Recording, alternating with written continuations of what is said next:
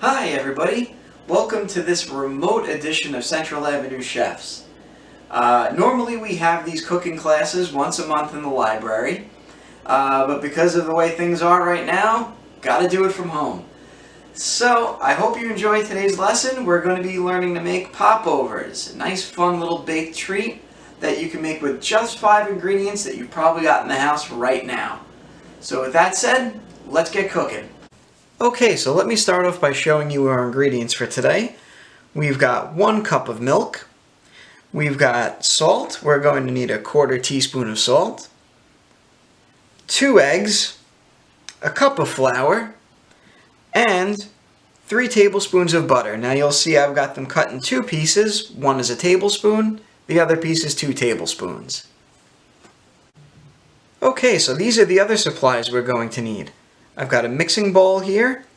You'll need a pastry brush, a whisk, and this is a special pan for making popovers, but if all you've got is a regular muffin pan, that'll work just fine too. Okay, so a very important thing to keep in mind when making popovers is you want to work as quickly as possible. You want the ingredients to be as warm as you can get them before they go into the oven. This will help ensure that your popovers rise properly.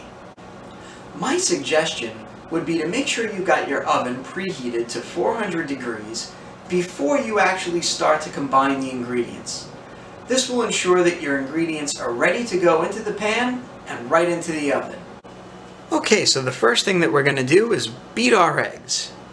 So you'll want to whisk these fairly quickly. You want them to be very light and airy. Okay, so once the oven is preheated, we're going to need to grease our muffin pan. So what you'll do is take some melted butter. This is a tablespoon of melted butter. And with your pastry brush, just brush inside of each cup. You'll even want to get along the top rim of it a little bit. And you're just going to give this a nice brush with some melted butter. Okay, now that our muffin pan is ready to go, we're going to put this into the oven for 5 minutes. Now, if you remember, I said you want to try to work quickly while you're making these. And this is where that comes into play. Because while our pan is in the oven warming up, we need to get the batter ready. So, here we go. I've got my eggs that I've beaten. I'm going to add the 1 cup of milk, and you want the milk to be room temperature. So what you can do is if you're taking it cold out of the fridge, you can put it in the microwave for about 30 to 40 seconds.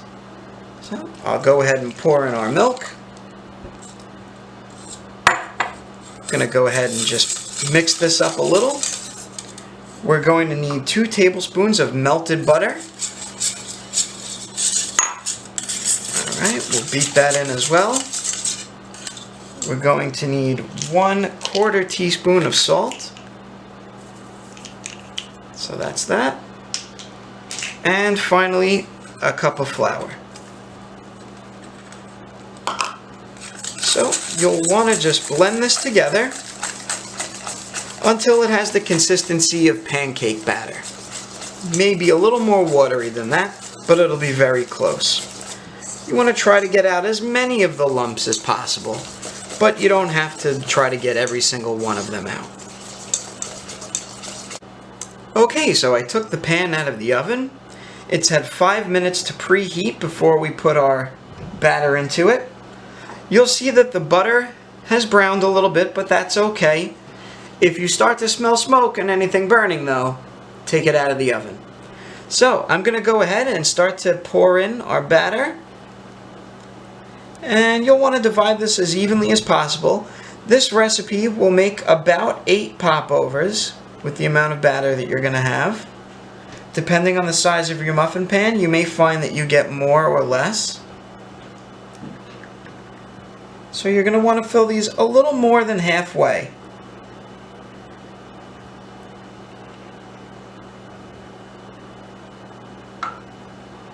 Okay, and you're going to spill, so don't worry about that.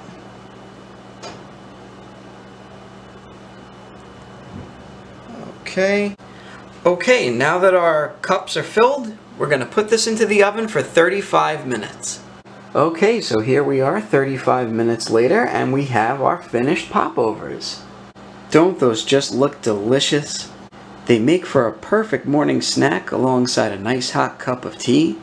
They're great with a little bit of jelly or just some butter. Another thing to keep in mind about popovers is that because they don't have any sugar in them, they're not inherently sweet. Although you can add things like honey or jam to them, they also make great side dishes with things like soups and stews. If you added savory herbs and spices to them, like rosemary or thyme or sage, they would be fantastic as dinner rolls alongside things like steaks and chops. Thanks for joining me here today in my kitchen. I hope you had a good time watching, and I hope you learned something. Just remember that when the library is open, we do have these cooking classes there at the Central Avenue building once a month, usually on a Saturday from 3 to 4 p.m. Check the library's website to see when we'll have one again.